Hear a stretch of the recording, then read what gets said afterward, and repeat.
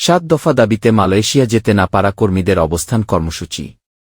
বিস্তারিত জানতে ভিডিওটির শেষ পর্যন্ত দেখুন। টাকা দিয়েও নির্দিষ্ট সময়ের মধ্যে মালয়েশিয়া যেতে না পারা কর্মীরা অবস্থান কর্মসূচি পালন করছেন।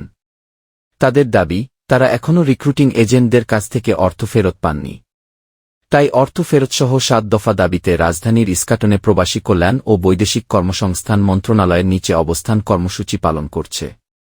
আজ রোববার 2 ডিসেম্বর সকাল থেকে তারা এই কর্মসূচি পালন করেন। মালয়েশিয়া যেতে না পারা কর্মীরা জানান, গত 31 মে মালয়েশিয়া প্রবেশের শেষ সময় হলেও এজেন্সি অজানা কারণে তাদের সে দেশে পাঠাতে পারেনি। এর মধ্যে একাধিকবার সরকারের পক্ষ থেকে টাকা ফেরত দেওয়ার আশ্বাস দেওয়া হলেও অনেকেই টাকা ফেরত পায়নি।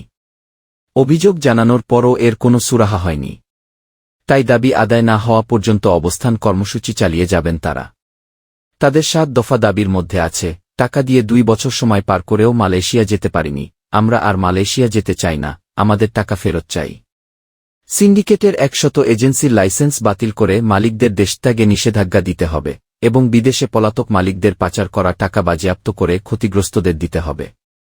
অন্যান্য দাবিগুলো হচ্ছে, কর্মীদের সমস্যার সমাধান না করে মালয়েশিয়ায় কর্মী পাঠানো বন্ধ রাখা, রিক্রুটিং এজেন্সির রক্ষাকবচ হিসেবে কাজ করা ট্রাভেল এজেন্ট, সাব এজেন্ট ও দালালদের অবিলম্বে গ্রেফতার, মন্ত্রণালয় ও বিএমইটিতে অভিযোগ করার 3-4 মাস অতিবাহিত হওয়ার পরও নিষ্পত্তি না হওয়ার ব্যাখ্যা, দালালদের দৌরাত্ম্য বন্ধে নির্ধারিত অভিবাসন ব্যয় সরকারি কোনো ব্যাংকে জমা নেওয়ার ব্যবস্থা গ্রহণ, ক্ষতিপূরণ আদায় করে না দিতে পারলে সরকারকে ব্যর্থতার দায় গ্রহণ এবং সরকারি খরচে প্রত্যেককে মালয়েশিয়া ছাড়া অন্য যে কোনো দেশে বিনা খরচে কর্মসংস্থানের ব্যবস্থা করা।